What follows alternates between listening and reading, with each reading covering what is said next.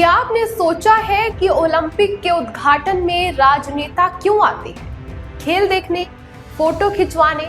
नहीं, असली खेल तो स्टेडियम के बाहर खेला जाता है। मिलान में जो हुआ वो सिर्फ एक मुलाकात नहीं थी, ये था चीन को घेरने का मास्टर प्लान। और इस प्लान के 3 सूत्रधार अमेरिका, इटली और भारत। जी हाँ, मोदी भले वहां नहीं थे, लेकिन हर बातचीत में उनका जिक्र था। और क्यों था, देखिए पूरा खेल। नमस्कार, आप देख रहे हैं द बेस्ट ऑफ मीडिया और मैं हूं आपके साथ सालू दुबे। मिलान ओलंपिक का उद्घाटन समारोह, दुनिया भर से आए नेता, चमकती रोशनियां और खेलों का जश्न। लेकिन लाल कालीन पर जो हो रहा था वो सिर्फ औपचारिकता नहीं थी। जब अमेरिका के उपराष्ट्रपति जेडी वेंस और विदेश मंत्री मार्को रूबियो इटली के प्रधानमंत्री जॉर्जिया मेलोनी से मिले, तो एक ऐसा पल आया जो सोशल मीडिया पर तुरंत वायरल हो गया। वेंस ने मुस्कुराते हुए कहा, मैंने पिछली बार से इटालियन सीख ली है। पूरा हॉल हंसी से गूंज उठा। मेलोनी ने मजाक में जवाब दिया, आप शानदार राजदूत हैं। लेकिन इस हल्की फुल्की बातचीत के पीछे थी अंतरराष्ट्रीय राजनीति की एक बहुत बड़ी कहानी। जॉर्जिया मेलोनी ने जब अपनी स्वागत में भाषण शुरुआत की तो उन्होंने एक बात कही जो बहुत ही ज्यादा गहरी थी। उन्होंने कहा, पिछली बार हम रोम में मिले थे पोप लियो के पद ग्रहण के समय, आज फिर मिल रहे हैं ओलंपिक के उद्घाटन पर। ये 2 घटनाएं उन मूल्यों को दर्शाती है जो यूरोप और अमेरिका को पूरी पश्चिमी सभ्यता को एक साथ रखते हैं। ये महज शिष्टाचार की बात नहीं थी, ये एक राजनीतिक संदेश था। पोप का ताजपोशी, धार्मिक और सांस्कृतिक एकता का प्रतीक, ओलंपिक खेल भावना और नियम आधारित व्यवस्था का प्रतीक। मेलोनी ये कह रही थी कि चाहे धर्म हो या खेल, युद्ध हो या शांति, पश्चिमी देश एक साथ खड़े हैं। लेकिन यहाँ एक दिलचस्प मोड़ आता है। इटली सिर्फ पश्चिम का हिस्सा नहीं रह गया है। पिछले कुछ सालों से मेलोनी ने एक और रिश्ते को बेहद मजबूत किया है, और भारत के साथ वाला रिश्ता। और ये रिश्ता अब इटली की विदेश नीति का सबसे अहम हिस्सा भी बन गया है। अगर बात करें मेलोनी की, और कहीं मेलोनी की चर्चा हो तो वहां भारत और खास तौर पर नरेंद्र मोदी का जिक्र खुद ब खुद आ जाता है।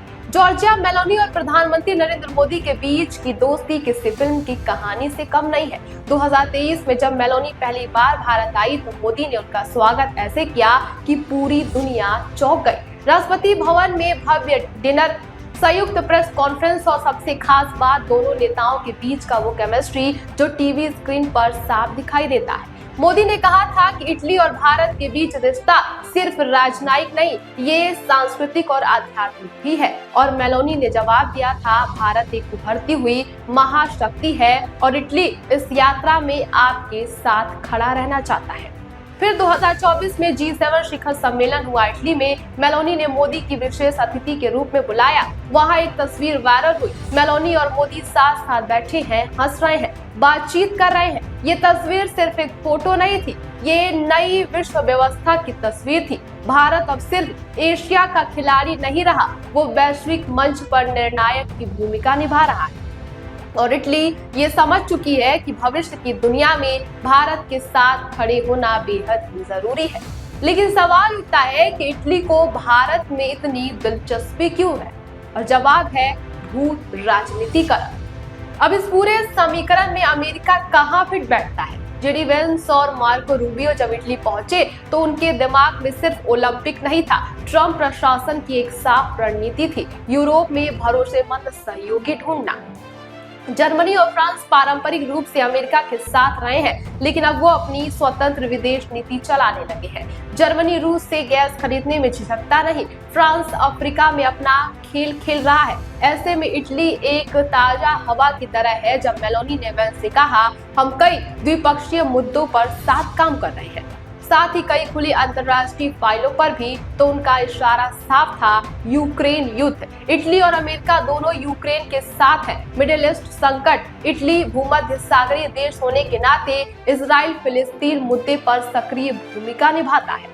वेंस ने जब कहा कि ओलंपिक की भावना दोस्ती, प्रतिस्पर्धा, नियमों पर आधारित प्रतिस्पर्धा, तो नियमों पर आधारित शब्द का ध्यान दीजिए। ये सीधा संदेश है चीन का रूस को। चीन दक्षिण चीन सागर में अंतर्राष्ट्रीय कानून को नहीं मानता। रूस ने यूक्रेन पर हमला करके अंतर्राष्ट्रीय सीमाओं का उल्लंघन किया। अमेरिका, इटली और भारत तीनों ये मानते हैं कि दुनिया को नियमों से चलना चाहिए, ताकत के बल पर नहीं। ये वही सिद्धांत है जो मोदी ने G20 शिखर सम्मेलन में कहा था। ये युद्ध का युग नहीं है। मेलोनी ने इस बात को पूरी तरह समर्थन दिया था और अब वेंस भी वही भाषा बोल रहे हैं। ये महज संयोग नहीं है, ये एक समन्वित रणनीति के तौर पर भी देखा जा रहा है। अब सवाल उठता है कि सबका भविष्य क्या है? मिलान ओलंपिक में जो बीज बोए गए हैं उनकी क्या फसल होगी? पहली बात, भारत, इटली, अमेरिका का ये त्रिकोण और भी ज्यादा मजबूत होगा। जल्द ही तीनों देश के बीच द्विपक्षीय बैठक होगी। दूसरा, भूमध्य सागर से लेकर हिंद महासागर तक समुद्री सुरक्षा पर ये तीनों मिलकर काम करेंगे। और तीसरा, चीन की बेल्ट एंड रोड के मुकाबले एक वैकल्पिक बुनियादी ढांचा योजना बनेगी, जिनमें भारत का IMEC केंद्रीय भूमिका निभाएगा और इटली इसका यूरोपीय प्रवेश द्वार बनेगा।